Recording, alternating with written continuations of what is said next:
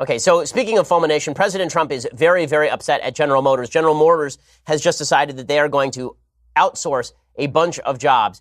They are going to cut a bunch of factories in the United States. None of this is particularly shocking, but President Trump is very, very angry at it. The reason he's angry at it is because General Motors basically signaled months ago that the steel tariffs that President Trump was now putting on were going to damage its business.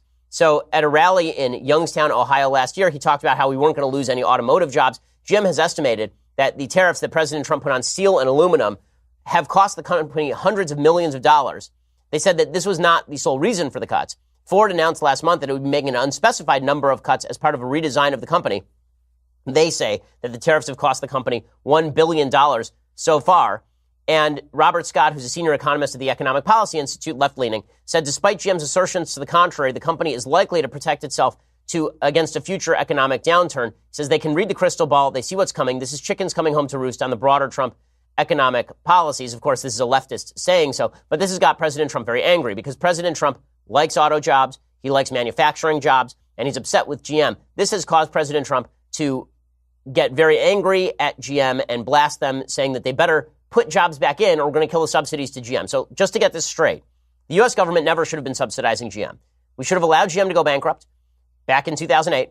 If we had allowed GM to go bankrupt back in 2008, it would have been scrapped and sold off for parts, or more likely, the brand would have been maintained and bought up by other investors for pennies on the dollar, at which point they would have created new efficiencies and new costs of scale, new efficiencies of scale. They would have made the company better and stronger, and then it would have been on more competitive international footing. Instead, we subsidized it with hundreds of millions of dollars from the United States Treasury. And when we did that, we took an ownership stake in GM and then resold the ownership stake in GM and all the rest. When we did that, we put them basically on the government dole, and this caused President Trump to say, okay, well, if you ship jobs overseas, then we are going to remove your subsidies. Here's President Trump, however, saying that he wants to punish GM for making an economically feasible decision, thanks in part to his tariffs. There are supply chains that extend all across the world. When you raise tariffs on products and auto inputs, it raises the price. It makes you less competitive. So how did President Trump respond to all of this? By more interference in the economy. This is why I don't like when presidents take sole credit for economic wins or economic losses, as though they are responsible for creating jobs. Obama was not responsible for creating jobs. Private industry was responsible for creating jobs. You can create a business climate that is friendlier for job creation, but you, the President of the United States, are not responsible for creating jobs because you do not have the capacity to do anything other than take money that does not belong to you and spend it on people who are then going to be in your political pocket. So what exactly is President Trump doing? So he put in the steel tariffs.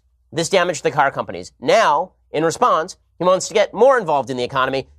So he did steel tariffs, which hurt the car industry. Now he says, what if I protect the car industry by putting on tariffs? Well, what will that affect? That will affect everyone who buys a car in the United States. It will now be more expensive to buy a car or a truck in the United States, which has downstream economic effects on other businesses. Because now you're not going to be able to spend that dollar that you were going to spend on something else on that thing. You're now going to have to spend it on this car because President Trump decided to raise the tariff rates. This is the thing about policies like tariffs that have a small number of beneficiaries, but diffuse numbers of people who are hurt. Right? If it hurts me $100 worth, but somebody gets to keep a job at GM, it's very obvious to the person who keeps the job at GM that their job is due to the tariff. It's not clear to me that my $100 increase in price outweighs that person's job. But what if it's millions of people paying $100 extra? Okay, all of this is not economically efficient. It is simple redistribution of wealth. That's all that's happening here. This is not for national security reasons. President Trump has a deep and abiding love for tariffs.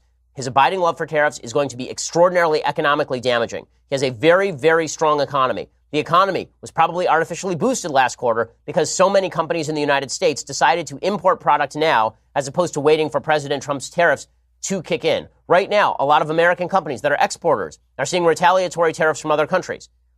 In particular, the soybean industry in the United States is about to collapse entirely. Soybean exports, which from the United States mainly go to China, have decreased by 98% going into January, apparently. Okay, is that good for the economy? You may say that we ought to fight China. That's fine. But let's not pretend that it's economically beneficial for us to do so. That's silly.